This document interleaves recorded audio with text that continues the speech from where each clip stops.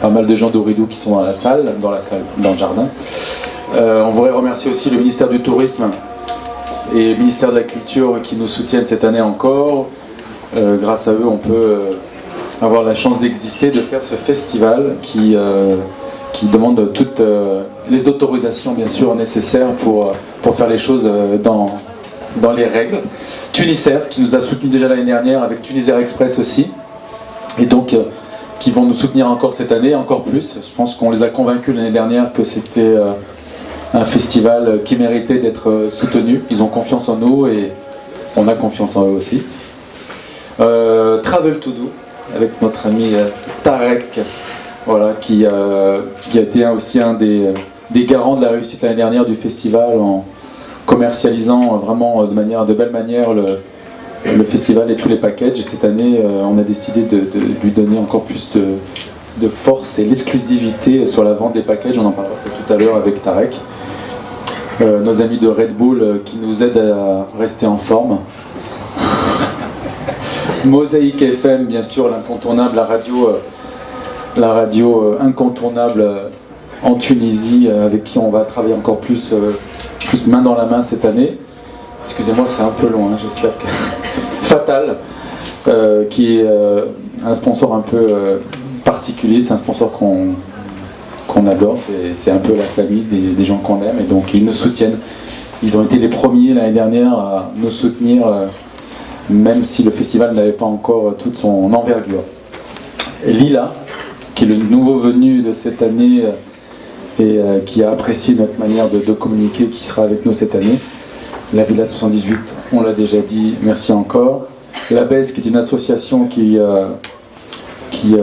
prône en fait un engagement solidaire et responsable. Donc on va travailler de main dans la main pour essayer cette année de favoriser les échanges et d'intégrer encore plus la population de Nefta et de Tozeur, pour les intégrer vraiment, ne pas arriver comme ça dans une région, dans une ville, comme des extraterrestres, même si on est à Star Wars, c'est pas nécessaire, et voilà. Donc, et enfin, notre partenaire média phare cette année, qui déjà de l'année dernière nous a soutenus, et cette année on va essayer d'imaginer peut-être des relations encore un peu plus proches et faire des reportages qui intéressent plein de gens, qui vont aller au-delà de la Tunisie, au Maroc par exemple, où ils viennent d'ouvrir leur filiale Huffington Post, je vais y arriver, HuffPost plutôt, qui va permettre aussi de relayer l'information en France, puisque c'est un média qui est très présent,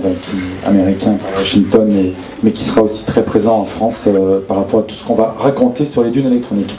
Merci aussi à tous ceux qui ne sont pas des sponsors, des partenaires qui sont venus ici, et surtout à tous les gens, tous les Tunisiens, les jeunes, les clubbers, les amateurs du Sud qui sont venus nous rejoindre l'année dernière, qui ont fait vraiment la réussite de ce festival, qui sont venus de Bizerte à Monastir et qu'on a adoré, et qui ont fait que le festival a eu ce succès.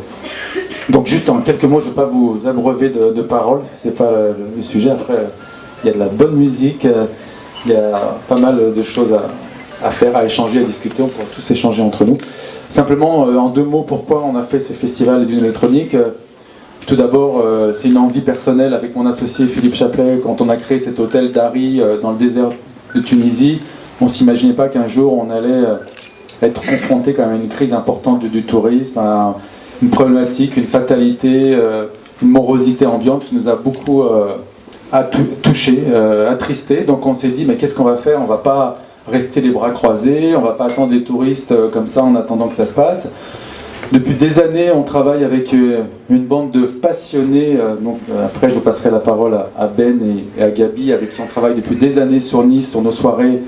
Et donc, on s'est dit, plutôt que d'attendre le tourisme qui ne vient pas, on va aller chercher le tourisme, en tout cas déjà faire découvrir d'une autre manière le Sud, la Tunisie, ses paysages, sa beauté, ses décors originaux et ses particularités assez atypiques, notamment comme le site de Star Wars. Donc on a décidé ensemble, parce qu'on faisait déjà des soirées à Nice sur notre plage, on a décidé d'aller faire une soirée,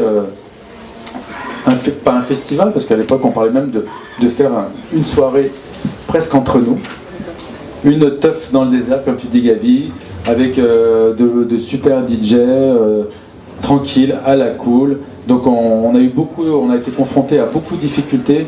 C'est vrai que c'est difficile quand même de monter un événement comme ça. On l'a fait assez sereinement et tranquillement l'année dernière, et finalement, de fil en aiguille, on a peut-être eu beaucoup de chance.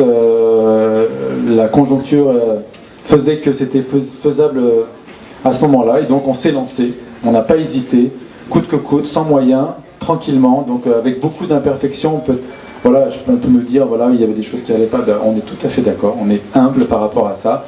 On n'est pas les rois des événements, que ce soit en France ou en Tunisie. On a essayé de faire ça avec notre cœur, notre engagement.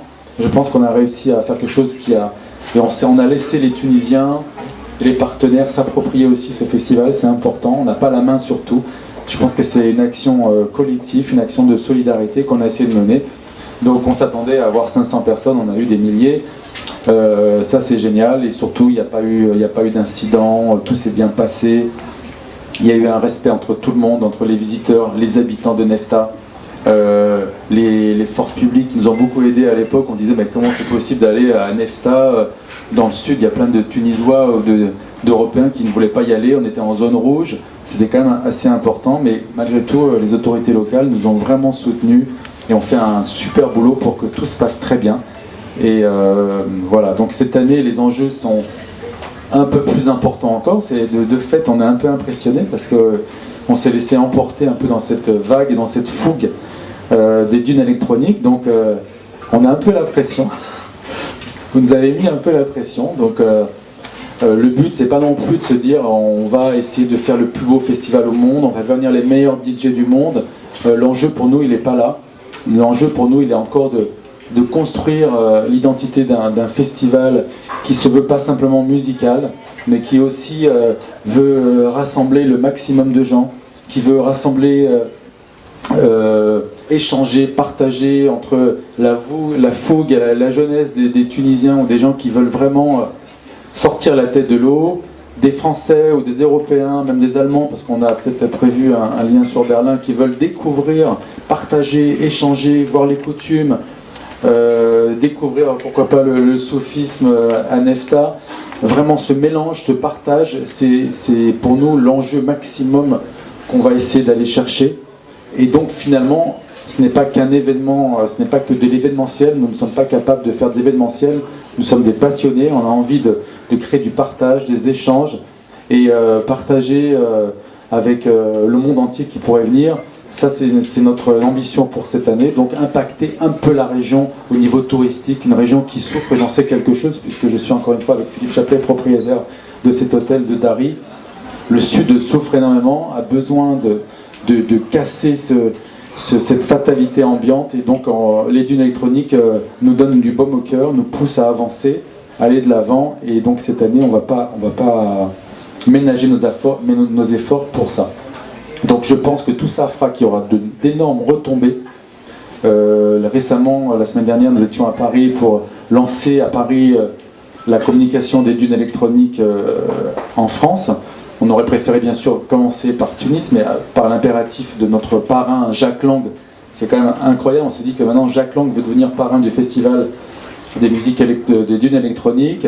Donc il n'avait que cette date, mais bien sûr on aurait préféré que ça se passe à Tunis avant, puisque notre territoire, notre base est à Tunis et à Nefta bien sûr, en Tunisie, pour essayer de développer quelque chose qui n'existe pas dans le monde. Déjà on a été l'année dernière, et donc c'est peut-être un peu immodeste de le dire, mais on sent déjà une envie des médias et des spectateurs du monde entier de décrire ce festival comme un futur Burning Man. C'est très osé de dire ça, mais en tout cas ça veut dire qu'il y a déjà un impact qui a été fait. Et je pense que dans la vie il faut être ambitieux, nous on l'est aussi, même si on travaille au moment présent, on a envie peut-être un jour de continuer d'avancer, et pour avancer on ne veut pas simplement faire la course à la plus belle programmation. Cette année on a concocté pas mal de choses qui font que ce festival va avoir une ampleur culturelle, médiatique et internationale. C'est notre but, c'est notre souhait. Peut-être qu'on ne va pas y arriver, on est humble par rapport à ça, en tout cas on se donne les moyens de le faire. Et voilà, Inch'Allah.